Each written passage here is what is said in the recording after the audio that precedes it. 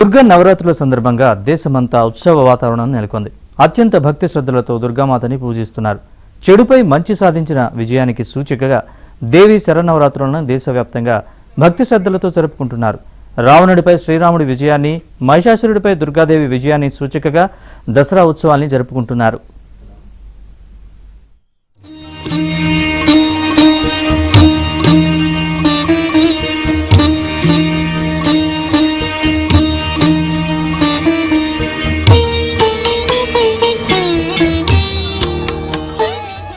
దేశంలో ఎక్కడ చూసినా దేవీ నవరాత్రుల శోభే కనిపిస్తోంది. దసరా సందర్భంగా విజయవాడ ఇంద్రకీలాద్రిపై దేవీ నవరాత్రులు ఘనంగా నిర్వహిస్తున్నారు. ఈ నెల 22వ తేదీ నుంచి ఈ ఉత్సవాలు జరుపుతున్నారు. రాక్షస సంహారానికి ప్రతీక ఈ దసరా పండుగ. చెడుపై ఎట్టి పరిస్థితుల్లోనూ మంచి గెలిచే తీరుతుందన్న సందేశాన్ని తెలిపేదే ఈ విజయదశమి. అయితే దసరా లేదా విజయదశమి విశిష్టతను తెలియచేసే అనేక పురాణ గాథలు మనకున్నాయి. అందులో అత్యంత ప్రధానమైనది మహిషాసుర వధ.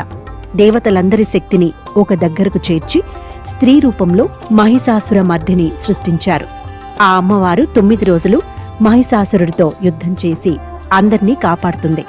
ఆ విధంగా అప్పట్నుంచి మహిషాసురుణ్ణి సంహరించిన రోజును దసరా పర్వదినంగా జరుపుకుంటున్నారు.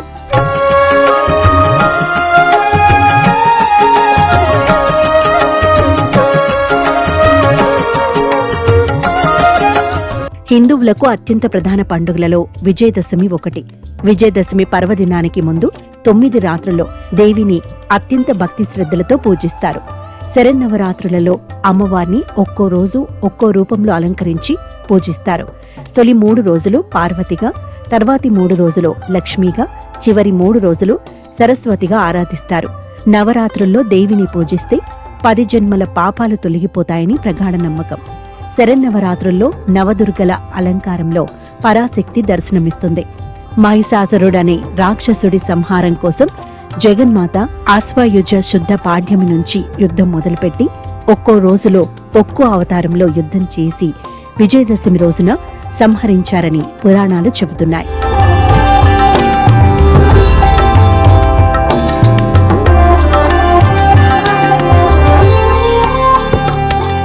తొలి రోజు అమ్మవారు శైలపుత్రి దేవిగా భక్తులకు దర్శనమిచ్చారు. అమ్మవారికి నైవేద్యంగా ఈ రోజు క్షీరాన్నం సమర్పిస్తారు. నవరాత్రుల్లో మొదటి రోజు అమ్మవారు త్రిశూల ధారణి అయిన హిమవంతుని కుమార్తెగా శైలపుత్రిగా నంది వాహనంపై భక్తులకు దర్శనమిస్తుంది. శైలపుత్రి దేవికి పాడ్యమి రోజు విశేషంగా సమర్పించే నైవేద్యం పులగం. తొలి రోజు భక్తి శ్రద్ధలతో అమ్మను పూజించి పులగం నివేదించిన వారికి ఆ తల్లి సకల శక్తి సామర్థ్యాలను, యశస్సును అందిస్తుంది.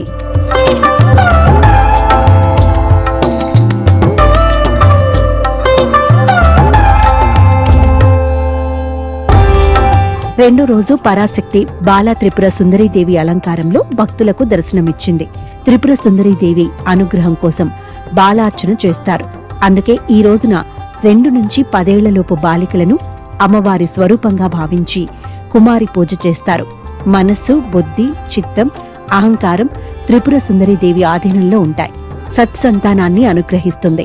అభయహస్త ముద్రతో అక్షమాల ధరించిన జగన్మాతను ఆరాధిస్తే మనోవికారాలు తొలగిపోతాయని భావిస్తారు.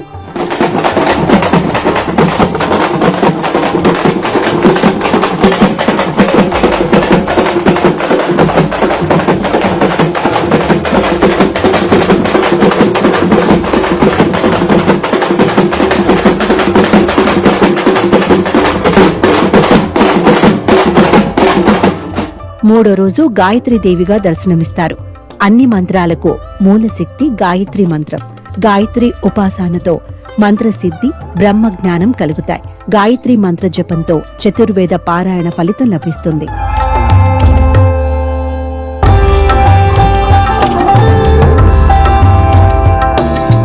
నాలుగో రోజు లలితాదేవి రూపంలో దర్శనమిస్తుంది అమ్మవారు.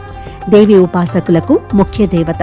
త్రిగుణాతీతమైన కామేశ్వర స్వరూపంలో 5వ రోజున దర్శనమిస్తుంది.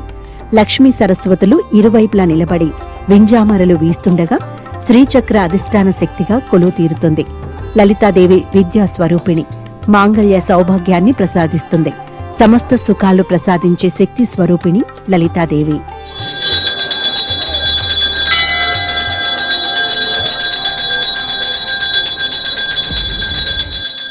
శరన్నవరాత్రుల్లో మూల నక్షత్రానికి చాలా విశిష్టత ఉంది.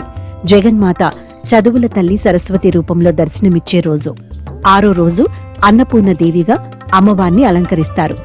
అన్నం పరబ్రహ్మ స్వరూపం అంటారు.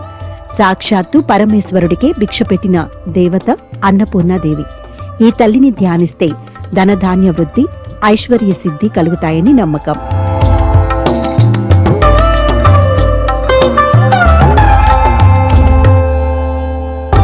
ఏడో రోజు మహాలక్ష్మి రూపం ధరిస్తుంది అమ్మవారు. మహాలక్ష్మి సర్వమంగళకారిణి, ఐశ్వర్యప్రదాయిని, అష్టలక్ష్ముల సమిష్టి రూపయే మహాలక్ష్మి. శరన్నవరాత్రులలో మహాలక్ష్మిని పూజిస్తే సర్వమంగళ మాంగళ్యాలు కలుగుతాయి. 8వ రోజు దుర్గాదేవిగా దర్శనమిస్తుంది. ఈ అవతారంలో దుర్గముడనే రాక్షసుణ్ణి అమ్మవారు సంహరించినట్లు పురాణాలు చెబుతున్నాయి. దుర్గామాతను పూజిస్తే శత్రుపీడనం తొలగిపోతుంది, సర్వత్రా విజయం ప్రాప్తిస్తుంది. 9వ రోజు అమ్మవారు మహిషాసుర మర్దినిగా దర్శనమిస్తారు. నవ అవతారాల్లో మహిషాసుర మర్దిని మహోగ్ర రూపంగా భావిస్తారు. ఈ తల్లిని పూజిస్తే సకల దేవతల అనుగ్రహం కలుగుతుంది. మహిషాసుర మర్దిని ఆరాధన వల్ల భయాలన్నీ తొలగిపోతాయి, సర్వకార్యాల్లో విజయం సిద్ధిస్తుంది.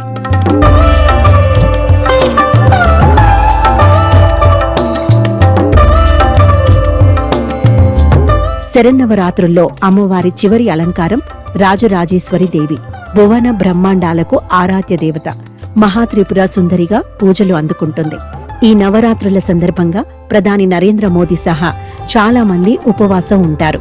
భక్తి శ్రద్ధలతో అమ్మవారిని కొలుస్తారు, ప్రత్యేక పూజలు చేస్తారు.